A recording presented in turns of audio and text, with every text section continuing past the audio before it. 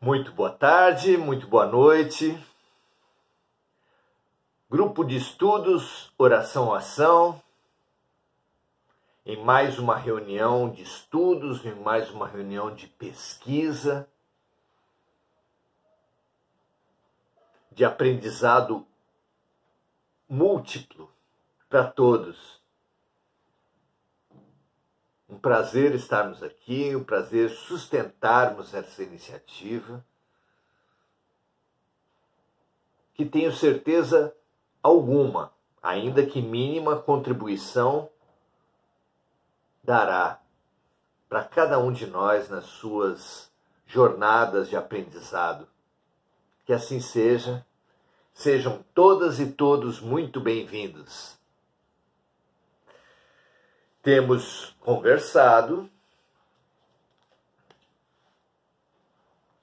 em nossos estudos sobre esse livro, O Consolador, autoria espiritual de Emmanuel, pela psicografia de Chico Xavier.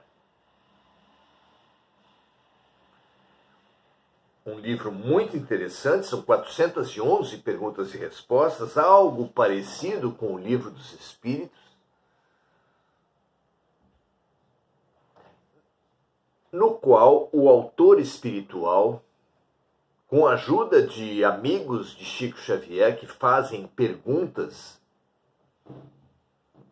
estruturou uma espécie de revisão do conhecimento humano, abrangendo ciência, filosofia e religião,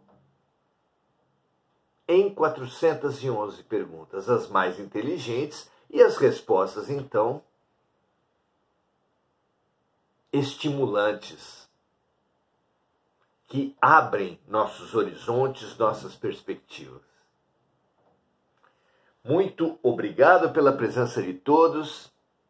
É estimulante também estudarmos juntos. Temos, desde o encontro passado, já no campo da filosofia, assim separado pelos organizadores, abordado o campo da família, o tema da família.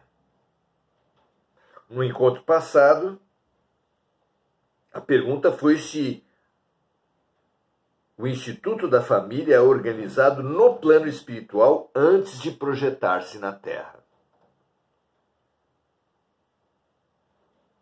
Então, buscava-se saber a família, como ela se organiza antes da encarnação.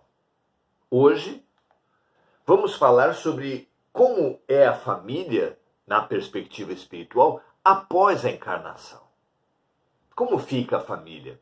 Como ficam nossos parentes, nossos filhos, nossos pais, nossas esposas e maridos após a morte? Não é uma pergunta interessante? Já que todos temos famílias, haverá também grandes famílias espirituais?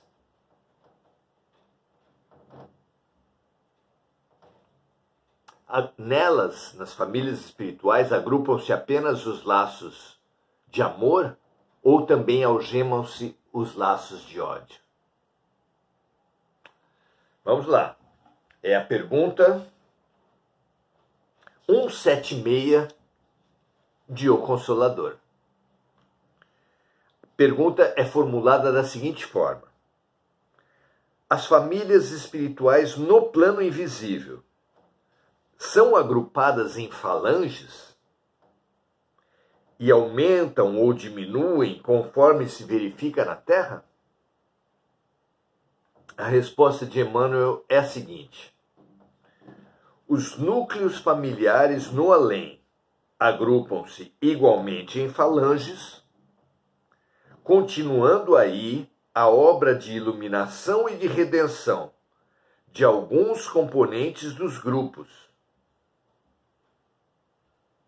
Elementos mais rebeldes ou estacionários, que são impelidos pelos seus companheiros afins aos esforços edificantes na conquista do amor e da sabedoria. Olha que interessante. Abre-se uma perspectiva muito interessante do que seja a família espiritual. A família encarnada, a família na matéria, no corpo, ela tem uma hierarquia baseada também no corpo. Os mais velhos cuidam dos mais novos. Há exceções, mas a regra basicamente é essa. Os mais velhos cuidam dos mais novos até chegar no ciclo de vida da terceira idade, onde aí os mais novos cuidam dos mais velhos. Mas parte-se do pressuposto, na família humana encarnada, que os mais velhos é que têm obrigações perante as crianças, pois do ponto de vista material, materialista, físico, os adultos detêm a experiência, a sabedoria, e a criança obedece à antiga ideia da folha em branco, da tábula rasa. E assim sendo, não reúne condições de cuidar de ninguém. Como é a perspectiva espiritual? Aqui, Emmanuel fala que as falanges formadas pelas famílias, as falanges espirituais formadas pelas famílias, continuam no plano espiritual a obra de iluminação e de redenção de alguns componentes dos grupos, elementos mais rebeldes ou estacionários. Ou seja, nas falanges familiares, nas famílias espirituais, também os maiores cuidam dos menores, mas apenas o que vem a ser o espírito maior ou o espírito menor é diferente do que vem a ser o encarnado maior e o encarnado menor. Ora, os maiores e os menores na família encarnada se definem a partir do corpo, e os maiores e os menores na família desencarnada, na família espiritual, se definem a partir do espírito. É completamente compreensível que após a morte, se uma criança era a roupagem de um espírito mais evoluído, mais maduro, na família espiritual será essa criança, ou melhor dizendo, esse espírito mais maduro que se vestiu de criança na última vida, que irá cuidar dos pais, dos tios, dos avós, dos mais velhos, que do ponto de vista espiritual, pelo menos até certa idade, eram quem cuidava delas. A hierarquia, o maior ou menor, é diferente no espírito e é definido pela maturidade, pelo amadurecimento, pela elevação espiritual. Sendo completamente compreensível, como já dissemos, que crianças, que os que foram netos e filhos na Terra, possam ser os reais cuidadores dos avós, dos tios, dos pais, especialmente se eles representarem os elementos mais rebeldes ou estacionários, no dizer de Emmanuel.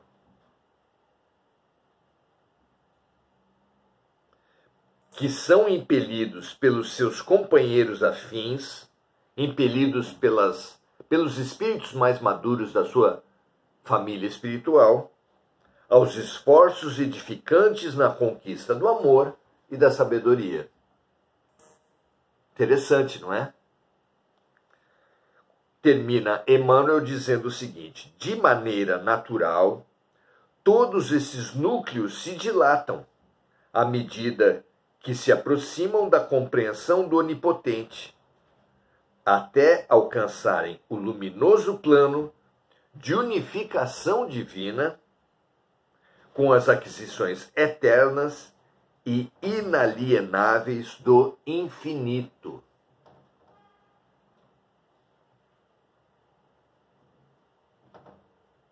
É claro que o processo de espiritualização de um ser, ou melhor dizendo, que o processo de amadurecimento de um espírito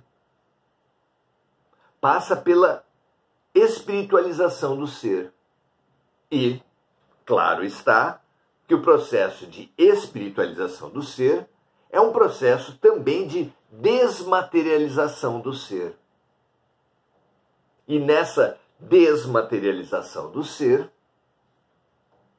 cada vez menos a vida, a mente da criatura é governada pelo corpo, pelo físico. De forma que quanto mais espiritualizado é um ser, menos materializado ele é. E quanto mais materializado ele é, quanto mais espiritualizado ele é, desculpem, seus afetos, sua família, suas relações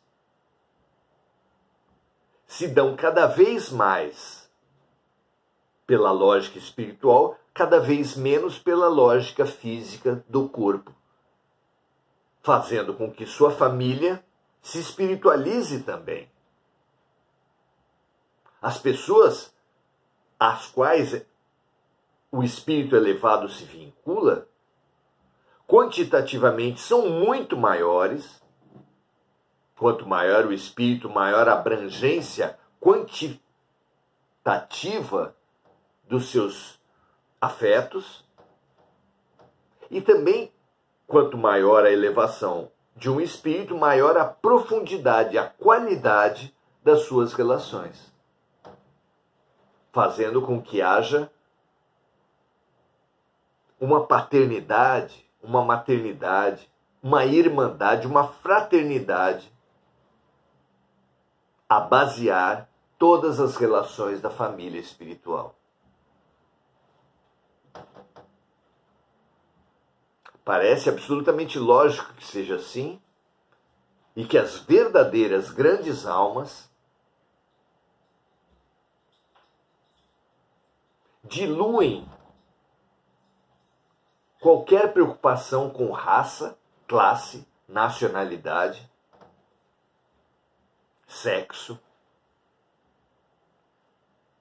sentindo-se responsável, bem na nossa mente a famosa frase de O Pequeno Príncipe: tu és eternamente responsável por aqueles que tu cativas, trazendo essa família espiritual para a eternidade e para o infinito.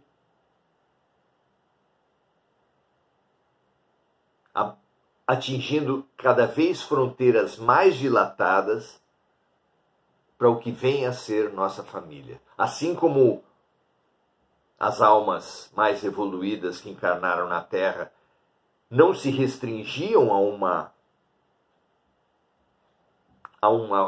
um limite humano, as religiões fundadas em nome de Buda, as religiões formadas em nome de Jesus,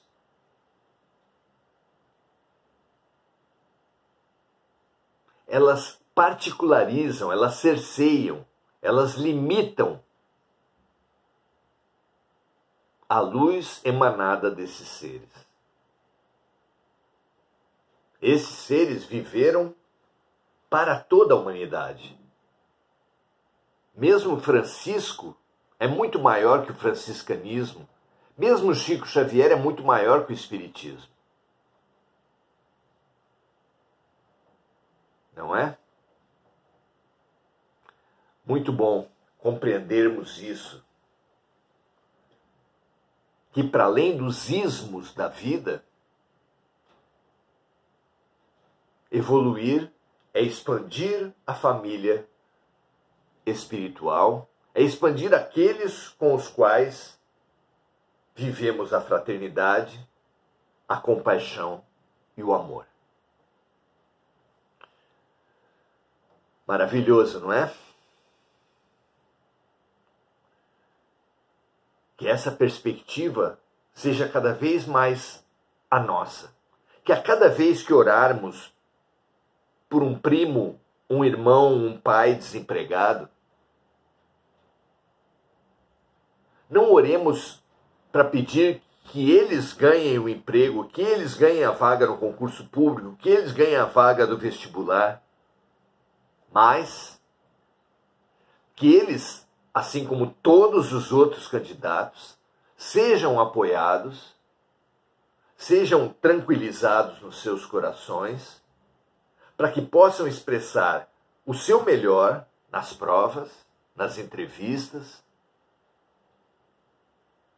e que as vagas, os prêmios, os empregos sejam destinadas àqueles às quais, na ótica divina, faça mais sentido a conquista pleiteada. É uma tradução do seja feita a vossa vontade e não a nossa, assim na terra como no céu. Não é? Marco Aurélio Trindade fala, leve, muito leve, o amor é leve, sem dúvida. Se fala que é difícil perdoar, mas difícil é viver com mágoa e culpa. É uma vida pesada. A vida com perdão é leve. A vida com gratidão é leve. A vida com compaixão é leve. O amor é leve. Muito legal, Marco. Adelaide Dias dando seu boa noite a todos. Mônica Silva sempre lembrando dos conhecidos encarnados e desencarnados, que todos eles que estão no coração da nossa amiga, mas que estão no coração de todos os amigos, recebam esse transbordamento de luz. Mônica vibrando também pelas vítimas da paz mundial, pelas vítimas das guerras, pelas vítimas dos desastres climáticos, automobilísticos, aéreos, que todos eles recebam nossas melhores energias. Enir Cajazeiro trazendo uma questão. Uma criança no plano espiritual se torna um espírito adulto? Veja só, Enir, os espíritos nos falam que a pátria espiritual, na pátria espiritual, as condições materiais e o perispírito, o corpo espiritual, é semimaterial. As energias, os corpos, os fluidos espirituais são moldáveis pela mente. Isso quer dizer que todo espírito, e imediatamente após a morte, consegue moldar os fluidos, as energias e o próprio corpo? Claro que não. Trata-se de um aprendizado. Muitas são as faculdades de um espírito mediano que serão desenvolvidas conforme o tempo, conforme a capacidade mental de cada um. Por exemplo, a volitação. Os espíritos nos explicam que eles voam.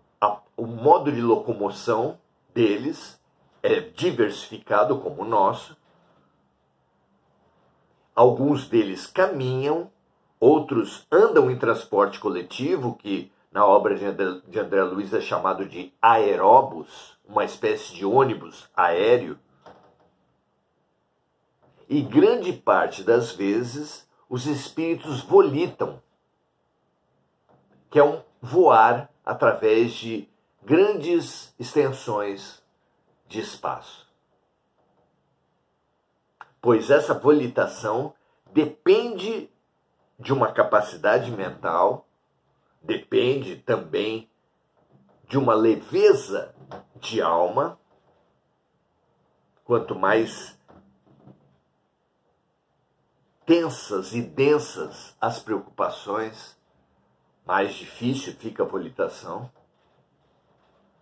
E da mesma forma, a capacidade de moldar a matéria e o próprio corpo físico. Espíritos elevados são os responsáveis pela construção das colônias espirituais a partir de suas próprias mentes.